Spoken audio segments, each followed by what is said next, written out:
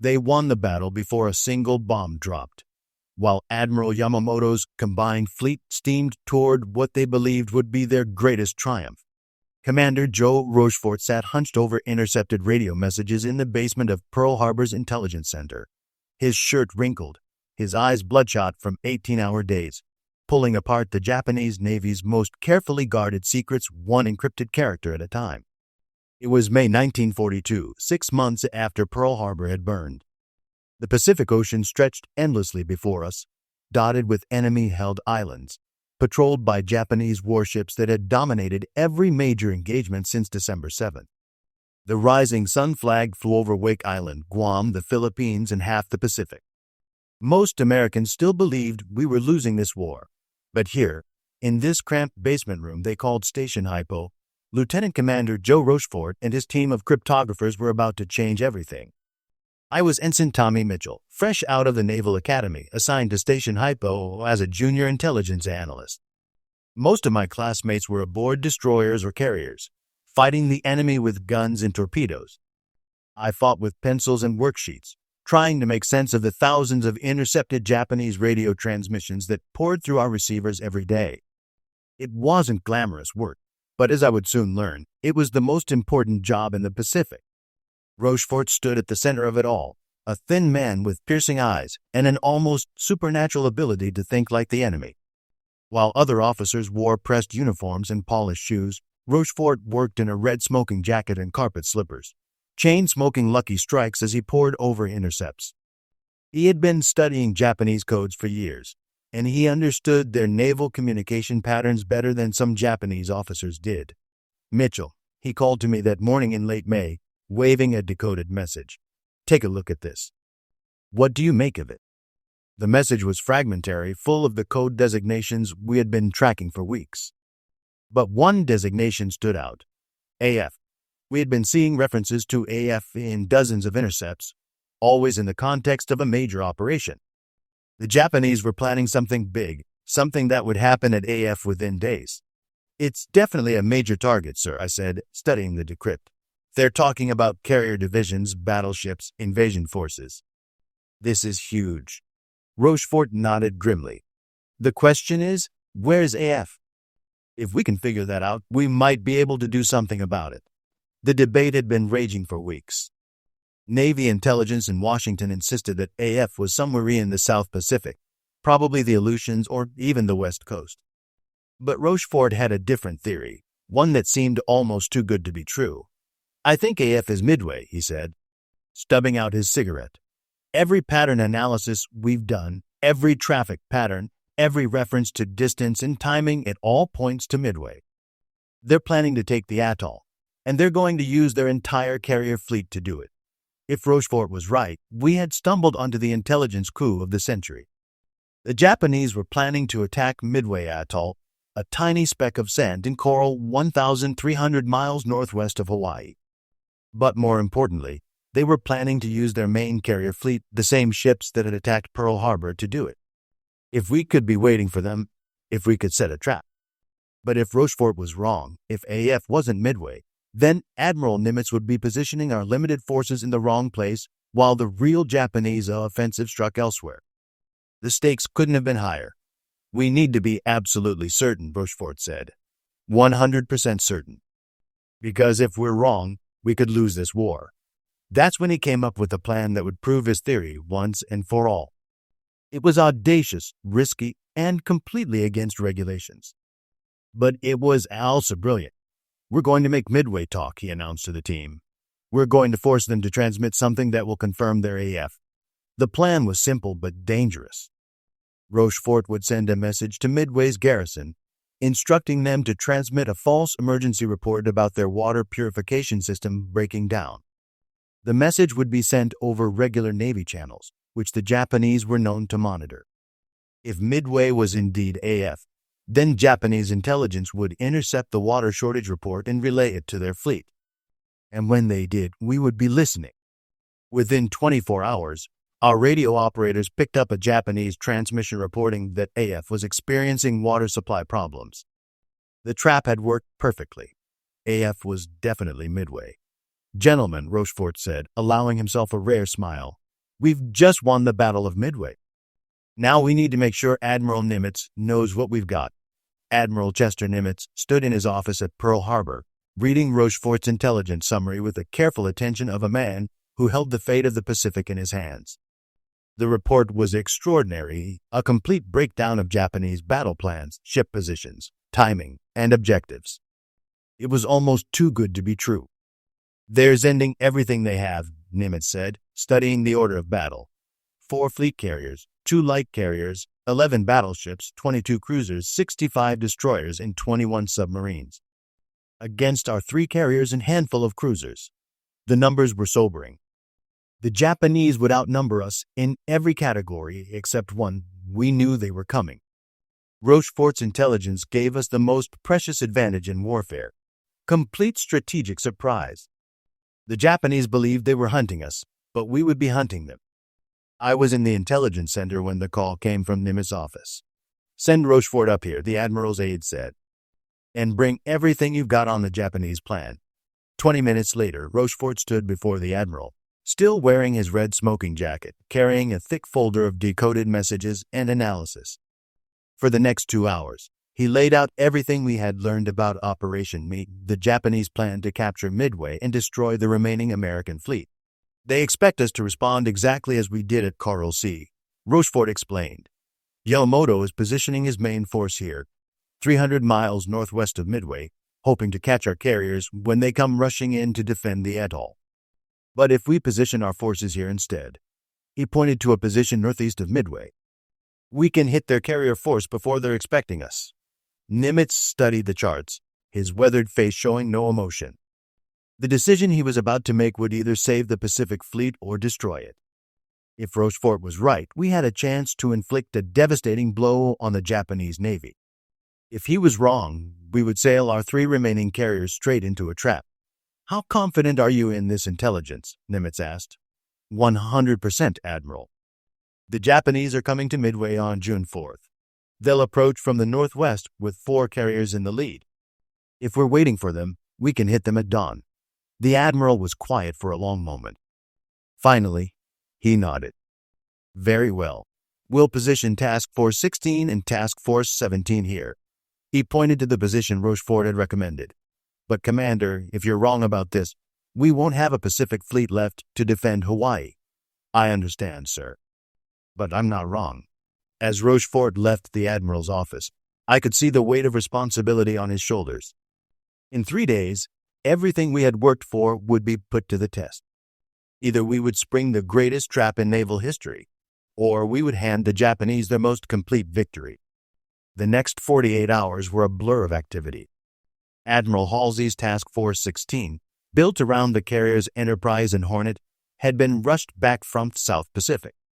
Admiral Fletcher's Task Force 17, centered on the carrier Yorktown, had been patched together at Pearl Harbor after the ship limped back from the Coral Sea battle with bomb damage that should have taken months to repair. Navy Yard workers performed miracles, getting Yorktown seaworthy in just 3 days. By June 2nd, both task forces were at sea, steaming toward the coordinates Rochefort had specified. The carriers Enterprise, Hornet, and Yorktown carried every dive bomber, torpedo plane, and fighter the Navy could muster. It wasn't enough to match the Japanese in numbers, but it might be enough to catch them by surprise. In the intelligence center, we tracked every Japanese transmission, every movement, every indication that the plan was proceeding as predicted. The enemy fleet was maintaining radio silence, but their support ships and submarines were still chattering, giving us constant updates on their positions. "They're right on schedule," Rochefort reported to Nimitz on June 3rd. "The carrier force should reach the launch position northwest of Midway by dawn tomorrow. Our forces are perfectly positioned." That night, I barely slept. Somewhere out there in the darkness, the most powerful naval force in the world was approaching Midway. In a few hours, we would find out if months of codebreaking and analysis had been worth the effort. Either we would achieve one of the greatest victories in naval history, or we would witness the destruction of the Pacific Fleet. June 4th, 1942, dawned clear and calm over the Pacific. At 0545 hours, a Navy PBY Catalina flying patrol west of Midway spotted the Japanese carrier force exactly where Rochefort had predicted they would be. The pilot's voice crackled over the radio. Enemy carriers bearing 320 degrees, distance 180 miles from Midway. Many planes heading Midway.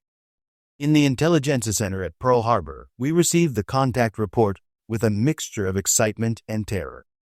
Everything was happening exactly as we had predicted. The Japanese carriers Akagi, Kaga, Soryu, and Hiryu were launching their first strike against Midway's defenses, completely unaware that 3 American carriers were positioned to attack them. "This is it," Rochefort said, his voice tight with tension. "Everything we've worked for comes down to the next few hours." Admiral Nagumo's carriers had launched 108 planes for the attack on Midway, Kate bombers, Val dive bombers, and Zero fighters. But they had held back a second wave of aircraft, armed with torpedoes and armor-piercing bombs for attacking ships. Those planes were sitting on the carrier decks, fueled and armed, waiting for the American fleet to be spotted. What Nagumo didn't know was that the American fleet had already been positioned for hours. At 0600, Admiral Spruance aboard Enterprise made the decision that would change the course of the war. Even though the Japanese carriers were at the extreme range of his aircraft, he ordered an immediate launch of everything he had. The attack was a desperate gamble. The American planes would be flying at maximum range, with barely enough fuel to reach the target and return. If they could catch the Japanese carriers while their decks were crowded with aircraft, they might inflict devastating damage. From the Intelligence Center, we could only listen to the radio transmissions and plot the movements on our charts. The American Strike Force, 67 dive bombers, 29 torpedo planes, and 20 fighters, was flying toward the Japanese fleet. At the same time, the Japanese Strike Force was pounding Midway's defenses, while their carriers prepared to launch a second wave. The next 2 hours were agony. We tracked the American formations as they flew toward the target, knowing that everything depended on timing and luck. The torpedo squadrons from Hornet and Enterprise found Japanese carriers first, but their attacks were disasters. The slow, obsolete Devastator torpedo bombers were slaughtered by Japanese fighters and anti-aircraft fire. Of the 41 torpedo planes that attacked, only 6 survived and they scored no hits. But the torpedo attacks accomplished something crucial. They drew the Japanese fighters down to sea level, leaving the sky above the carriers undefended.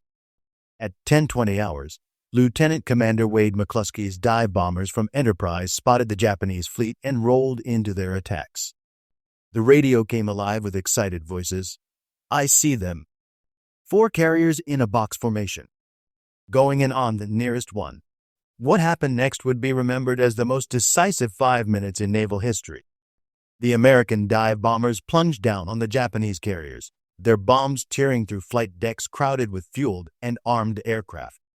The carriers Akagi, Kaga, and Soryu were transformed into floating furnaces within minutes. Lieutenant Commander Max Leslie's dive bombers from Yorktown found the 4th carrier, Hiryu, and scored devastating hits. By 10:30 hours, 3 of the 4 Japanese carriers were burning hulks, their aircraft destroyed, their crews fighting for their lives. In the Intelligence Center, we listened to the pilot reports with growing amazement. The intercepts we had been decoding for months, the patterns we had analyzed, the trap we had set, it had all worked perfectly. The Japanese Navy's carrier aviation, the force that had dominated the Pacific for 6 months, was being destroyed in a matter of minutes. "My God," Rochefort whispered, listening to the reports. "We've done it. We've actually done it." But the battle wasn't over yet. The 4th Japanese carrier, Hiryu, had survived the morning attacks and was launching a counterstrike against the American fleet. At 1200 hours, Japanese dive bombers found the Yorktown and scored 3 bomb hits, severely damaging the carrier. 2 hours later, torpedo planes from Hiryu struck Yorktown again, leaving the ship dead in the water. The Japanese thought they had evened the score, but they were wrong. At 1700 hours, American dive bombers from Enterprise found Hiryu and subjected the last Japanese carrier to the same treatment her sisters had received. Within an hour, all 4 of the carriers that had attacked Pearl Harbor were burning wrecks. Admiral Yamamoto, monitoring the battle from his flagship 300 miles to the west, realized that his carefully planned operation had turned into a complete disaster. The intelligence advantage that had given Japan victory after victory for 6 months was gone. The Americans had outthought him, outmaneuvered him, and destroyed the heart of his fleet. That night, as damage reports poured in from the Japanese fleet, Yamamoto made the decision that confirmed American victory. He ordered the remaining Japanese forces to withdraw. The invasion of Midway was canceled. The Japanese advance across the Pacific was over. The full scope of the Japanese defeat became clear over the following days. 4 fleet carriers destroyed, along with 248 aircraft and most of their experienced pilots.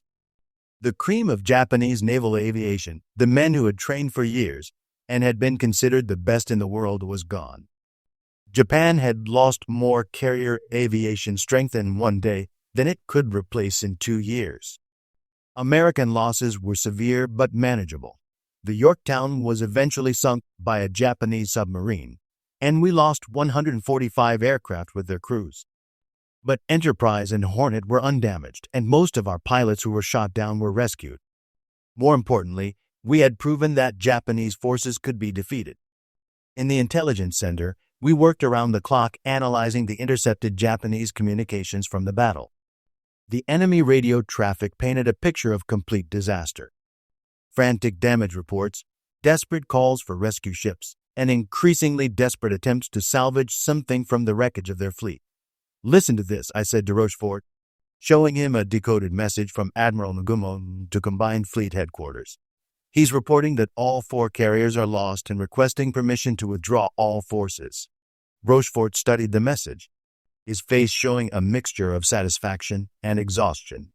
6 months ago, they caught us asleep at Pearl Harbor. Today, we returned the favor.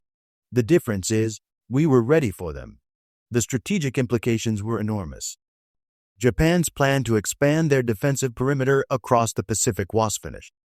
They no longer had the carrier strength to project power across the vast distances of the Pacific Ocean. From now on, they would be fighting a defensive war, trying to hold what they had already conquered. But perhaps most importantly, the myth of Japanese invincibility was broken. For 6 months, American forces had suffered defeat after defeat, retreat after retreat. The Japanese Navy had seemed unstoppable, their pilots unbeatable, their strategy flawless. Midway proved that they could be outfought, outthought, and defeated. The victory belonged to many heroes, the pilots who pressed home their attacks against overwhelming odds, the sailors who fought to save their ships, the commanders who made the right decisions under pressure. But it began in the basement of Pearl Harbor, where a small group of cryptographers had broken the Japanese code and revealed their secrets. "We gave Admiral Nimitz the gift of foreknowledge," Rochefort explained to me as we reviewed the battle reports. "We told him where the enemy would be, when they would be there, and what they planned to do. That's the greatest advantage you can give any commander." The Battle of Midway marked the turning point of the Pacific War. Never again will Japanese forces advance across the Pacific. Never again would they achieve strategic surprise. The Codebreakers at Station HYPO had given America the tools to fight back, and the Navy had used those tools to devastating effect. But the victory came at a cost that went beyond the ships and planes lost in battle. The Japanese garrison on Midway fought with the desperate courage of men who knew they were trapped. The American pilots who attacked the Japanese carriers knew they were flying at extreme range, with little chance of survival if they were shot down. The sailors on both sides showed the kind of heroism that is only found in the crucible of battle. Over the following weeks, as the full extent of the Japanese defeat became clear, the mood in the intelligence center shifted from jubilation to sober reflection. We had achieved something unprecedented. We had broken the enemy's codes so completely that we knew their plans better than some of their own commanders did. But we also knew that the war was far from over. The Japanese would adapt, just as we had adapted after Pearl Harbor. They would change their codes, alter their tactics, and find new ways to fight. The intelligence advantage that had given us victory at Midway would not last forever. We would need to stay ahead of them, to keep breaking their codes, to keep reading their secrets. As I write this account decades later, I can still remember the tension in that basement room at Pearl Harbor, the smell of cigarette smoke and coffee, the sound of radio static and typing. Commander Rochefort and his team of cryptographers had achieved something that changed the course of history, but their victory was invisible to most of the world. The pilots who bombed the Japanese carriers became heroes, their exploits celebrated in newspapers and magazines. The admirals who planned the battle received medals and promotions. But the codebreakers remained in the shadows, their contribution classified and forgotten. It would be decades before the full story of Station HYPO was revealed. Rochefort himself paid a price for his success. Navy bureaucrats in Washington, jealous of his achievement and angry at being proven wrong, had him transferred to a meaningless desk job. The man who had made the victory at Midway possible was pushed aside by officers who had contributed nothing to the war effort. It was a shameful episode that reflected poorly on the Navy's leadership. But the legacy of Station HYPO lived on. The techniques developed by Rochefort and his team became the foundation for American intelligence operations throughout the war. The ability to read Japanese communications gave American commanders a decisive advantage in battle after battle. Every major victory in the Pacific, from the Solomon Islands to the Philippines to Okinawa, was made possible by intelligence gathered from intercepted enemy transmissions. The Battle of Midway proved that wars are not won by courage alone, or by superior weapons, or by greater numbers. They are won by intelligence, by planning, by the ability to outthink the enemy. The Japanese had the best pilots, the most experienced crews, and the most powerful fleet in the Pacific. But they lost because they underestimated American intelligence capabilities, and because they failed to protect their own communications. In the decades since Midway, warfare has become increasingly dependent on intelligence and technology. Satellites and computers have replaced radio intercepts and hand-calculated codes. But the basic principle remains the same: the side that knows the enemy's plans has an enormous advantage. The men who worked in Station HYPO understood this principle better than anyone. They knew that every decoded message, every broken cipher, every intercepted transmission was a weapon that could save American lives and hasten the end of the war.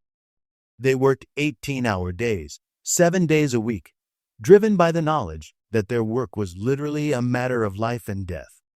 Commander Rochefort often said that the Battle of Midway was won in the intelligence center, not on the flight decks of the carriers. He was right. The American victory began with the first Japanese message decoded by Station HYPO, and it was sealed when Rochefort's team confirmed that AF was Midway. Everything else, the positioning of the fleet, the timing of the attacks, the destruction of the Japanese carriers, followed from that crucial piece of intelligence. The Japanese learned bitter lessons from their defeat at Midway. They changed their codes, improved their communication security, and became much more careful about operational planning. But they never recovered from the loss of their experienced pilots and aircrews. The men who had trained for years and had perfected their skills in the early battles of the war were gone, replaced by hastily trained replacements who lacked the experience and skill of their predecessors. More importantly, the psychological impact of the defeat at Midway was devastating. The Japanese had believed themselves to be inherently superior to their American enemies. They had been taught that their spiritual strength and dedication would overcome any material disadvantage. The destruction of their fleet by American forces that they had underestimated shattered this confidence and marked the beginning of their decline. For America, Midway was proof that the war could be won. The dark days after Pearl Harbor, when it seemed that Japanese forces were unstoppable, were finally over. The United States had the industrial capacity, the technological capability, and the strategic intelligence to defeat the Japanese Empire. All that remained was the long campaign to turn that potential into reality. As I reflect on those days in the intelligence center, I am struck by how much depended on the work of a few dozen men in a basement room. If Rochefort had been wrong about Butov, if the Japanese had changed their codes at the crucial moment, if any of 100 different factors had gone differently, the Battle of Midway might have been an American disaster instead of a Japanese one. But intelligence work is always a matter of educated guesswork, of drawing conclusions from fragmentary evidence, of making crucial decisions based on incomplete information. Rochefort and his team had the skill, the dedication, and the courage to make the right guess at the right time. They broke the Japanese code, revealed the enemy's plans, and gave Admiral Nimitz the information he needed to spring the perfect trap. The Empire's carriers burned because the American codebreaker got it right. In the end, that's what determined the outcome of the most decisive naval battle in history. Not superior firepower, not better tactics, not greater courage, but better intelligence. The side that knew the enemy's secrets won the battle and changed the course of the war. That lesson remains as relevant today as it was in 1942. In an age of global communications and instantaneous information, the side that can best penetrate the enemy's secrets and protect its own will have a decisive advantage. The men of Station HYPO understood this truth and used it to achieve one of the greatest victories in American military history. Their legacy lives on in every intelligence operation, every code broken, every secret revealed in the service of freedom.